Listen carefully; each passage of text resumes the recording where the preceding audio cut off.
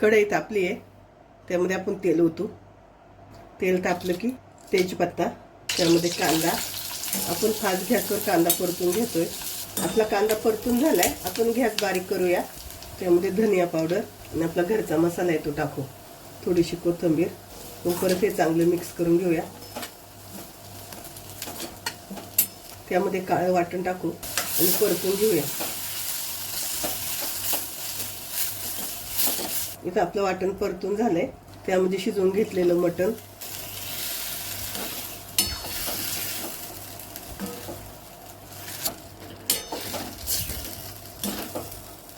आणि आपण ज्या भांड्यात वाटण वाटलं होतं त्या भांड्यात थोडंसं पाणी घेऊन ओतलंय.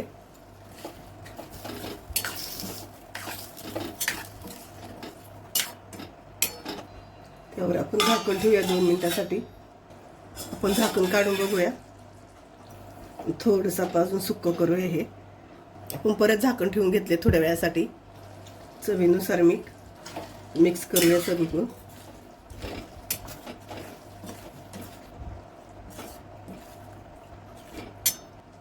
वरून कोथिंबीर मिक्स करून घेऊया.